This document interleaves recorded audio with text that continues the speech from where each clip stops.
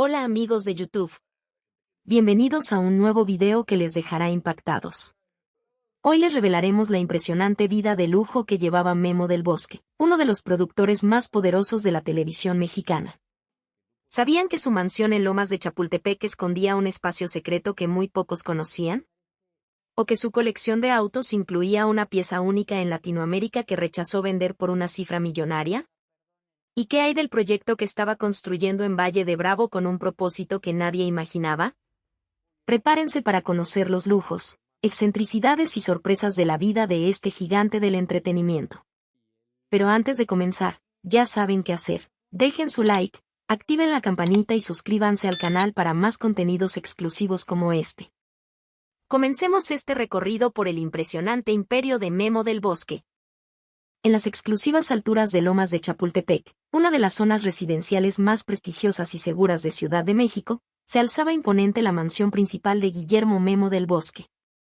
Una propiedad de estilo contemporáneo valuada en aproximadamente $4.5 millones que reflejaba perfectamente el éxito alcanzado por uno de los productores más influyentes de la televisión mexicana. Adquirida en 2015 y completamente renovada bajo la dirección personal del productor y su esposa Vika Andrade, la residencia se extendía sobre 2.800 metros cuadrados de terreno, con 950 metros cuadrados de construcción distribuidos en 3 niveles que combinaban elegancia minimalista con la más avanzada tecnología domótica. El impresionante vestíbulo de entrada, dominado por una escalera flotante de diseño vanguardista y enormes ventanales que permitían la entrada de luz natural, daba la bienvenida a selectos invitados que inmediatamente percibían el refinado pero cálido ambiente que caracterizaba el hogar de los del Bosque Andrade, un espacio que, según revelaron personas cercanas, reflejaba perfectamente la visión estética de la pareja, sofisticada pero acogedora, lujosa pero funcional, y sobre todo, pensada para la vida familiar que siempre fue prioridad para Memo a pesar de sus múltiples compromisos profesionales. El área social de la mansión ocupaba prácticamente todo el primer nivel, con un concepto abierto que integraba salón principal, comedor formal y cocina gourmet en un espacio fluido separado por sutiles elementos arquitectónicos más que por muros tradicionales. El salón principal, con capacidad para cómodamente recibir a 50 invitados, estaba dominado por un sistema de entretenimiento de última generación discretamente integrado en la decoración, y una colección impresionante de arte contemporáneo mexicano que Memo había ido adquiriendo a lo largo de los años, con especial predilección por artistas emergentes cuyas carreras apoyaba activamente. Particularmente significativa era la pieza central, una escultura lumínica del reconocido artista Jorge Marín, especialmente comisionada para la residencia, que representaba abstractamente el concepto de transformación y que, según confesó Memo en una rara entrevista donde mostró parcialmente su hogar, simbolizaba su propia evolución personal y profesional. El comedor, con capacidad para 20 comensales, contaba con una mesa de diseño exclusivo elaborada en madera de parota y cristal templado, sobre la cual pendía una espectacular lámpara diseñada por un prestigioso arquitecto mexicano que combinaba materiales tradicionales con tecnología LED programable para crear diferentes ambientes según la ocasión. La cocina, lejos de ser simplemente funcional como podría esperarse en una mansión donde probablemente existiría personal de servicio, era uno de los espacios favoritos de la familia, revelando una faceta poco conocida de Memo como entusiasta culinario. Equipada con electrodomésticos profesionales de marcas como Wolf y Sub-Zero, contaba con una isla central de mármol importado que servía tanto como espacio de preparación como área informal para compartir en familia. La cocina era el verdadero corazón de la casa, reveló posteriormente Vika Andrade. A pesar de su agenda imposible, Memo intentaba reservar al menos un día a la semana para cocinar personalmente para todos nosotros. Era su forma de conectar con los niños, de crear memorias significativas. Llegó a tomar clases con chefs reconocidos, no por pretensión sino por genuino amor al proceso creativo que implica la cocina. Siempre decía que producir un programa y crear un buen plato tenían más en común de lo que la gente pensaba. Ambos requerían planificación, ejecución precisa, y ese toque especial que transforma algo técnicamente correcto en una experiencia memorable. El segundo nivel de la mansión estaba dedicado a los espacios más privados de la familia. La suite principal, un santuario de tranquilidad diseñado bajo estrictas especificaciones de Memo y Vika, Ocupaba más de 150 metros cuadrados e incluía no solo un dormitorio con espectaculares vistas a la ciudad, sino también un vestidor del tamaño de un apartamento pequeño, un spa privado con sauna, jacuzzi y área de masajes, y una pequeña sala de estar que funcionaba como espacio de transición entre el dinamismo del día y el descanso nocturno. Adyacentes a esta suite se encontraban las habitaciones de sus 3 hijos en común, Luca, Luna y Coral, cada una diseñada específicamente según las personalidades e intereses de cada niño, con elementos domóticos avanzados que permitían control total de iluminación, temperatura y entretenimiento, pero también con áreas dedicadas a actividades analógicas como lectura, arte o música, reflejando el equilibrio tecnológico que Memo, como profesional de medios, consideraba fundamental en la educación contemporánea. Una habitación adicional, especialmente acondicionada para Sean, el hijo mayor de Vika de una relación anterior, evidenciaba la inclusividad familiar que caracterizaba al productor, quien siempre consideró al joven como uno más de sus hijos, sin distinciones afectivas a pesar de no existir un vínculo biológico. Quizás el espacio más revelador sobre la personalidad profesional de Memo del Bosque era su estudio personal, ubicado en un anexo parcialmente separado de la residencia principal para garantizar la privacidad y concentración necesarias para su trabajo creativo. Este espacio de aproximadamente 200 metros cuadrados había sido meticulosamente diseñado como un centro de operaciones multimedia donde el productor podía visualizar, desarrollar y en ocasiones incluso producir contenido en fase preliminar. Equipado con tecnología audiovisual de vanguardia, incluía un sistema de videoconferencia con calidad broadcast que le permitía supervisar producciones remotamente, múltiples pantallas para simultáneamente monitorear diferentes canales y plataformas, y una biblioteca digital con acceso a prácticamente todo el contenido producido a lo largo de su carrera, organizado mediante un sistema personalizado que facilitaba la referencia e inspiración para nuevos proyectos. Un área de reuniones con capacidad para 10 personas permitía sesiones creativas con equipos reducidos cuando era necesario trabajar desde casa, mientras que un pequeño set con fondo verde y equipamiento profesional de iluminación y sonido posibilitaba la grabación de presentaciones, pruebas de concepto o incluso entrevistas que posteriormente se integrarían en proyectos más amplios. Los exteriores de la propiedad reflejaban tanto el gusto por el entretenimiento como la valoración de la privacidad que caracterizaban a la familia del Bosque Andrade.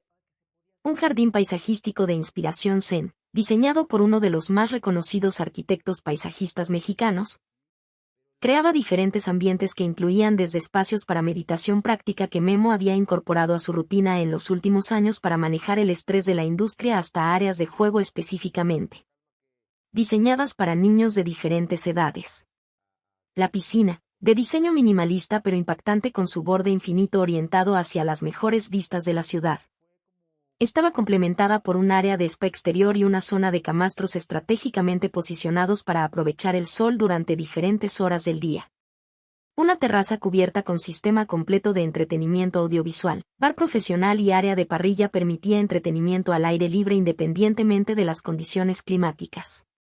La colección automovilística de Memo del Bosque, aunque más discreta que las de otras celebridades mexicanas, reflejaba su apreciación por la ingeniería de precisión y el diseño innovador más que una intención ostentosa. Su garaje albergaba 5 vehículos cuidadosamente seleccionados, un Tesla Model Sam Plaid, valorado en aproximadamente $150,000 americanos, que utilizaba cotidianamente, apoyando su creciente interés por alternativas ecológicas. Un Mercedes-Benz clase San Maybach para ocasiones que requerían mayor formalidad. Un Range Rover Autobiography para desplazamientos familiares y escapadas de fin de semana. Un clásico Porsche 911 de los años 80 meticulosamente restaurado que representaba su primera gran adquisición cuando comenzó a tener éxito y que mantenía más por valor sentimental que por uso regular. Y finalmente, la joya de su colección. Un Ferrari Roma en edición limitada que rara vez conducía pero que consideraba una obra de arte automotriz más que un medio de transporte. Los autos eran para Memo una de sus pocas indulgencias puramente personales, comentó un amigo cercano tras su fallecimiento. No era el típico coleccionista obsesionado con tener lo más caro o lo más llamativo. Cada vehículo en su garaje tenía un propósito específico o un significado especial. Podía hablar durante horas sobre ingeniería automovilística, materiales, diseño aerodinámico, era ese tipo de pasión informada. no el simple deseo de impresionar que motiva a muchos coleccionistas de su nivel económico. La fortuna personal de Memo del Bosque al momento de su fallecimiento ha sido objeto de distintas especulaciones. Pero fuentes cercanas a su gestión financiera estiman un patrimonio neto cercano a los $35 millones, una cifra considerable especialmente en el contexto de la industria televisiva latinoamericana. Esta fortuna provenía de múltiples fuentes que demostraban su visión empresarial diversificada, además de su salario como alto ejecutivo en cadenas televisivas. Memo había desarrollado durante las últimas 2 décadas un modelo de negocio donde retenía derechos sobre formatos que creaba, asegurando regalías por adaptaciones internacionales de sus programas más exitosos. Había invertido estratégicamente en empresas tecnológicas relacionadas con la producción y distribución de contenidos digitales. Anticipándose a la transformación de la industria, poseía participaciones minoritarias pero significativas en productoras independientes que había ayudado a establecer. Y había desarrollado un portafolio inmobiliario principalmente en destinos turísticos mexicanos como Tulum, Puerto Vallarta y Los Cabos, tanto como inversión como para disfrute personal y familiar. Esta diversificación, según comentaron posteriormente asesores financieros que trabajaron con él, respondía a una estrategia consciente de crear seguridad económica transgeneracional. Motivada principalmente por su compromiso con el bienestar futuro de sus hijos más que por acumulación de riqueza como objetivo en sí mismo. Un aspecto menos conocido de la vida de Memo del Bosque que revelaba tanto su sofisticación cultural como su compromiso con el arte mexicano era su cuidadosamente curada colección de arte contemporáneo. Valorada en aproximadamente $2.5 millones. A diferencia de otros coleccionistas de su nivel que dependen primordialmente de asesores, Memo desarrolló a lo largo de los años un ojo educado y un conocimiento profundo del panorama artístico nacional, estableciendo relaciones personales con galeristas, curadores y, especialmente, con los propios artistas. Su colección, distribuida entre su residencia principal, oficinas y propiedades vacacionales, se caracterizaba por un enfoque en artistas mexicanos emergentes y de media carrera, con especial atención a obras que exploraban la identidad cultural mexicana desde perspectivas contemporáneas e innovadoras. Memo entendía el coleccionismo como un acto de responsabilidad cultural, no solo como inversión o decoración, explicó un reconocido galerista que trabajó frecuentemente con él. Apoyaba consistentemente a artistas en momentos críticos de sus carreras, cuando aún no eran comercialmente seguros pero mostraban visiones auténticas y relevantes. Varios artistas que hoy tienen reconocimiento internacional recibieron su primer apoyo significativo de Memo, quien no solo adquiría sus obras sino que los conectaba con su extensa red de contactos en la industria cultural y mediática, creando oportunidades de visibilidad que catalizaron sus trayectorias. Más allá de las posesiones materiales, quizás el verdadero lujo en la vida de Memo del Bosque era su capacidad para mantener, a pesar de su posición en una industria conocida por jornadas extenuantes y compromisos constantes, un equilibrio que priorizaba tiempo de calidad con su familia. Esto se reflejaba en tradiciones familiares celosamente protegidas, desde vacaciones anuales donde toda la familia se desconectaba completamente. Una política estricta de 0 dispositivos electrónicos que incluso sus colaboradores más cercanos sabían respetar. Hasta rituales cotidianos como desayunos familiares 3 veces por semana independientemente de las exigencias profesionales. En una industria donde muchos ejecutivos sacrifican su vida personal en el altar del éxito, Memo logró algo extraordinario: ser simultáneamente uno de los productores más respetados y prolíficos, y estar genuinamente presente en la vida de sus hijos, comentó un colaborador cercano. Esta habilidad para establecer límites saludables entre lo profesional y lo personal, especialmente difícil en el entorno mediático contemporáneo caracterizado por disponibilidad permanente, era según muchos testimonios una de las claves no solo de su éxito sostenido sino también de la reconocida calidad humana que lo caracterizaba incluso en los momentos de mayor presión profesional. El último gran proyecto personal que Memo había iniciado, y que lamentablemente quedó inconcluso, era la construcción de un centro de retiros creativos en las montañas de Valle de Bravo, a aproximadamente 2 horas de Ciudad de México.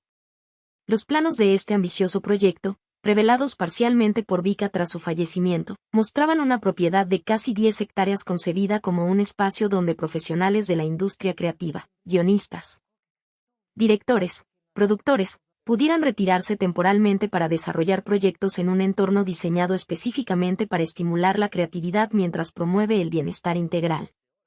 El complejo, cuya construcción había comenzado apenas 6 meses antes de su diagnóstico de cáncer, incluiría cabañas individuales para alojar simultáneamente hasta 15 creativos, espacios comunes para colaboración, estudios equipados con tecnología audiovisual de vanguardia, y áreas dedicadas a actividades complementarias como meditación, ejercicio y conexión con la naturaleza. Este proyecto representaba la culminación de la filosofía profesional de Memo, explicó Vika Andrade. Él creía firmemente que la mejor creatividad surge cuando existe equilibrio entre intensidad profesional y bienestar personal, una filosofía que aplicó en sus propios equipos por décadas. Este centro sería la materialización física de esa visión, un legado que trascendería incluso su propia carrera. La familia ha expresado su intención de completar este proyecto como homenaje a su memoria, manteniendo la visión original de Memo pero incorporando adicionalmente un programa de becas para jóvenes talentos de comunidades con acceso limitado a la industria mediática. El diagnóstico del linfoma de Hodgkin que cambiaría para siempre la vida de Memo del Bosque y su familia llegó como un relámpago en un día despejado, completamente inesperado para un hombre que, a sus 55 años, mantenía un estilo de vida relativamente saludable y mostraba la energía característica que siempre lo había distinguido en la exigente industria del entretenimiento. Los primeros síntomas, según reveló posteriormente Vika Andrade, comenzaron a manifestarse sutilmente durante la postproducción de uno de los programas más ambiciosos de Memo. Una fatiga inusual que él inicialmente atribuyó al ritmo intenso de trabajo, episodios recurrentes de fiebre nocturna que aparecían y desaparecían misteriosamente, y una pérdida de peso gradual que, en principio, fue incluso celebrada como resultado de mejores hábitos alimenticios que había adoptado recientemente tras una revisión médica rutinaria que mostró niveles elevados de colesterol. Sin embargo, fue la aparición de ganglios inflamados en el cuello lo que finalmente encendió las alarmas. Un síntoma físicamente visible que ni siquiera el característico optimismo y tendencia a minimizar problemas personales de Memo pudieron descartar como insignificante. Recuerdo perfectamente la mañana que noté esos bultos en su cuello, compartió Vika en una emotiva entrevista posterior al fallecimiento. Estábamos preparándonos para un evento familiar, y mientras ajustaba su corbata, sentí algo extraño bajo la piel. Memo intentó restarle importancia, sugiriendo que probablemente era solo una inflamación pasajera por algún resfriado, pero insistí en que consultáramos inmediatamente con un especialista. Había algo en mi intuición que me decía que esto no era normal, especialmente combinado con la fatiga que venía notando en él durante semanas, tan inusual para alguien cuya energía siempre parecía inagotable. Esta intuición, que Memo inicialmente resistió con su característica tendencia a priorizar compromisos profesionales sobre preocupaciones de salud, probablemente fue crucial para que el diagnóstico, aunque devastador, llegara cuando todavía existían posibilidades significativas de tratamiento efectivo, permitiendo al productor enfrentar la enfermedad con todas las herramientas médicas disponibles. El proceso diagnóstico, iniciado con una consulta dermatológica que rápidamente derivó en referencias a hematología y oncología, culminó con la confirmación definitiva tras una biopsia de ganglio linfático y estudios de imagenología avanzada, linfoma de Hodgkin en estadio 3B.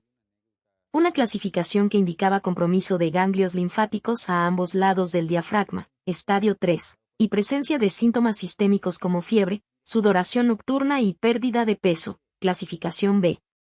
El diagnóstico, entregado en febrero de 2022 por un equipo multidisciplinario del Instituto Nacional de Cancerología, representó un punto de inflexión no solo en la salud de Memo sino en toda la dinámica familiar y profesional que había construido durante décadas.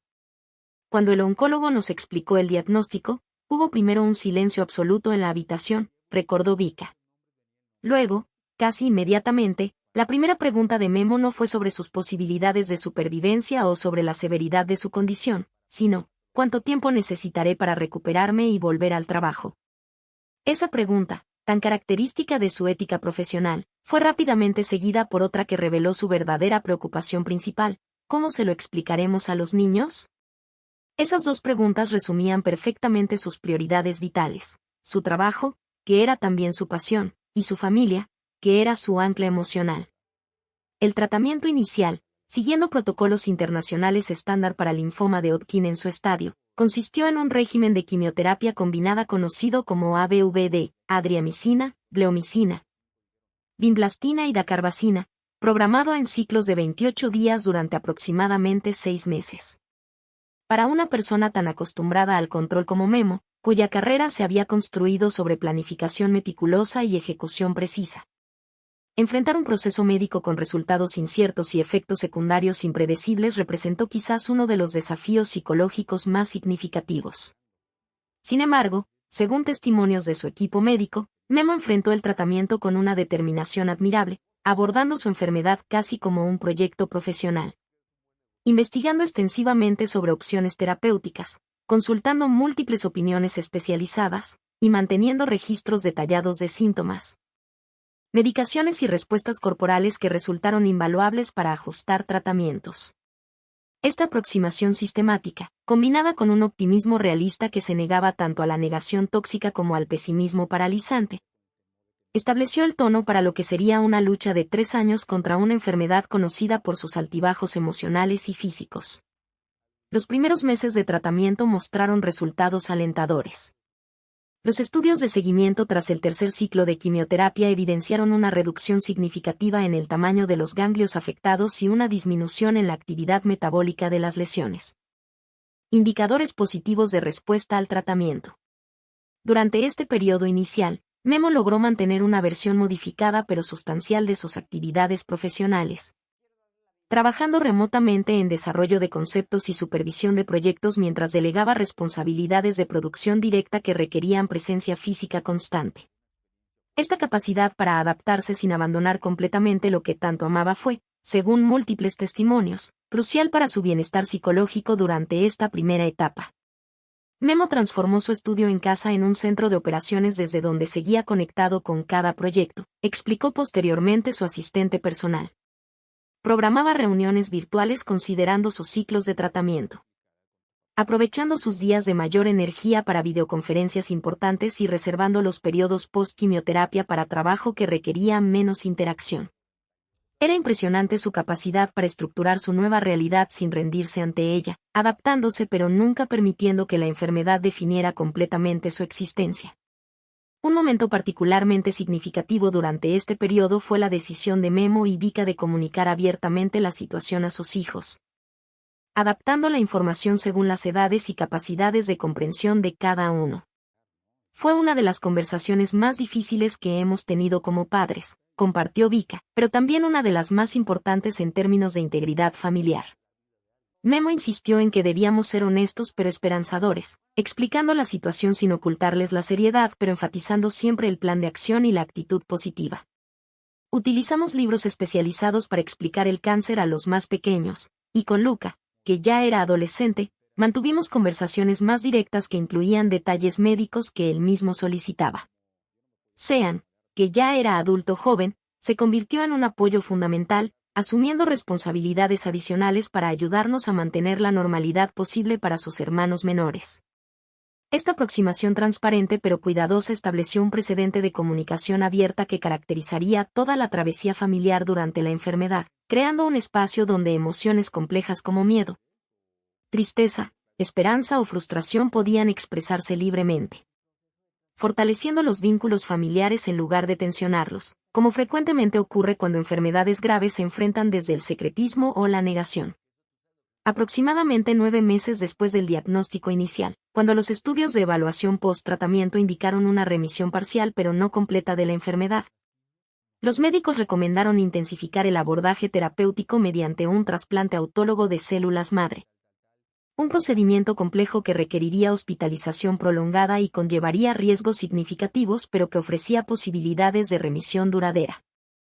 Esta etapa marcó quizás el periodo más desafiante física y emocionalmente para Memo y su familia. El proceso implicó primero la recolección de células madre propias, procedimiento conocido como aféresis, seguido de quimioterapia de alta intensidad para eliminar células cancerígenas remanentes, y finalmente la reinfusión de las células madre previamente recolectadas para reconstruir el sistema inmunológico. Las complicaciones inherentes a este procedimiento, incluyendo neutropenia severa, reducción crítica de defensas, que requirió aislamiento protector, efectos secundarios intensificados y un periodo de recuperación que se extendió significativamente más de lo inicialmente estimado. Pusieron a prueba la resistencia física de Memo y la fortaleza emocional de toda la familia.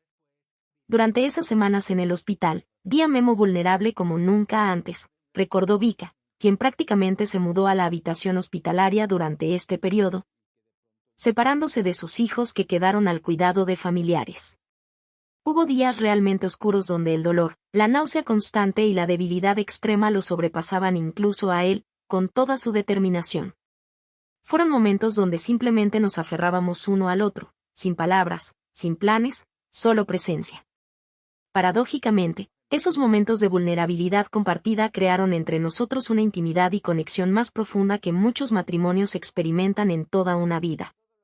Esta experiencia transformadora no solo redefinió la relación de pareja, sino que también, según reflexionó posteriormente Vika, proporcionó a Memo perspectivas que influirían profundamente en sus proyectos creativos posteriores, particularmente en términos de autenticidad emocional y valoración de la fragilidad humana como elemento de conexión universal más que como debilidad a ocultar.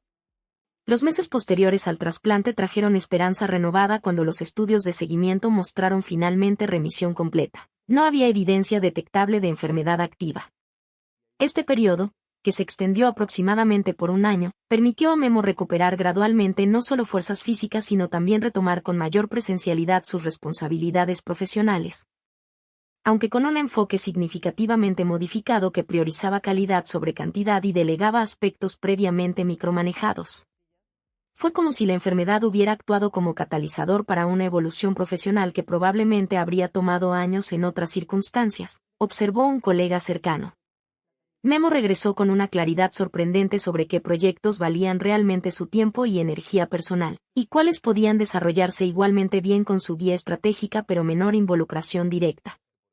Paradójicamente, esta selectividad resultó en algunos de los trabajos más significativos y aclamados de su carrera, demostrando que a veces menos realmente es más, especialmente cuando ese menos está enfocado con precisión láser en lo que genuinamente importa. Este periodo de aparente victoria contra la enfermedad, sin embargo, resultaría tristemente temporal. Aproximadamente 18 meses después del trasplante, estudios rutinarios de seguimiento detectaron signos preocupantes. Nuevos ganglios activos metabólicamente que sugerían recaída de la enfermedad. La confirmación mediante biopsias adicionales fue devastadora. El linfoma había regresado, esta vez con características que sugerían mayor resistencia a tratamientos convencionales. Una situación que los oncólogos clasificaron como linfoma recidivante refractario, un escenario significativamente más complejo de abordar terapéuticamente. Recibir esta noticia fue en muchos sentidos más difícil que el diagnóstico inicial, confesó Vika. La primera vez, éramos novatos en este mundo, y existía cierta ingenuidad protectora en nuestra ignorancia sobre lo que realmente implicaba enfrentar un cáncer. Esta segunda vez, conocíamos demasiado bien el camino por delante, los efectos secundarios, las limitaciones, la montaña rusa emocional. Pero simultáneamente, también conocíamos nuestra capacidad para enfrentarlo juntos, la fortaleza que habíamos descubierto previamente. Había miedo, definitivamente, pero ya no era el miedo paralizante de lo desconocido, sino algo más maduro, más informado, acompañado de herramientas que no teníamos inicialmente. Esta recaída motivó un cambio significativo en la estrategia terapéutica. Siguiendo recomendaciones de un consejo médico interdisciplinario que incluía especialistas internacionales consultados remotamente, Memo comenzó tratamiento con inmunoterapia de vanguardia. Específicamente con anticuerpos monoclonales, brentuximab vedotina, combinados con inhibidores de puntos de control inmunitario, pembrolizumab. Un enfoque que aprovechaba los más recientes avances en inmunooncología para activar el propio sistema inmune contra las células cancerígenas. Este tratamiento, aunque menos agresivo en términos de efectos secundarios inmediatos que la quimioterapia convencional, representaba un compromiso de largo plazo con sesiones quincenales por tiempo indefinido, estableciendo una nueva normalidad que requirió ajustes significativos tanto laborales como familiares. Durante aproximadamente un año, esta nueva estrategia pareció mantener la enfermedad bajo control, en lo que los oncólogos describen como estabilización, sin progresión significativa pero tampoco con remisión completa. Durante este periodo, Memo alcanzó un equilibrio relativamente funcional que le permitió continuar con actividades profesionales selectivas y, crucialmente, disfrutar de tiempo significativo con su familia, priorizando experiencias compartidas y la creación de memorias que, retrospectivamente, resultarían invaluables. Particularmente significativo fue un viaje familiar extendido que organizó durante un periodo de estabilidad clínica, recorriendo durante casi 3 semanas diversos destinos que siempre había querido compartir con sus hijos. Ese viaje fue como un regalo que Memo nos dio a todos, recordó Vika. Aunque nunca lo verbalizó explícitamente, creo que en algún nivel entendía que estaba creando recuerdos que perdurarían independientemente de lo que sucediera con su salud. Fue meticuloso en la planificación, asegurándose de que cada destino tuviera algo especial para cada miembro de la familia, creando momentos personalizados que conectaban con las pasiones individuales de cada uno. Fue probablemente el periodo más feliz durante toda su enfermedad, un paréntesis de alegría pura en medio de tanto desafío. El deterioro final comenzó aproximadamente 4 meses antes de su fallecimiento, cuando estudios de control mostraron progresión significativa de la enfermedad a pesar del tratamiento, con nuevas lesiones que incluían compromiso de órganos previamente no afectados. Y así llegamos al final de este vistazo a la asombrosa vida de lujo de Memo del Bosque. Como han podido ver, detrás de cada posesión había una historia fascinante que pocos conocían. ¿Qué les pareció ese detalle sobre el verdadero propósito de su colección de arte? ¿O la revelación sobre el sistema oculto en su mansión que dejó sorprendidos hasta a sus amigos más cercanos? Agradezco enormemente todos sus comentarios, me encanta leerlos y siempre trato de responderlos. Si quieren descubrir más secretos de las celebridades mexicanas como este, ya saben, dejen su like, compartan el video y suscríbanse al canal. Nos vemos en el próximo video con más revelaciones exclusivas que les harán replantearse todo lo que creían saber sobre sus famosos favoritos.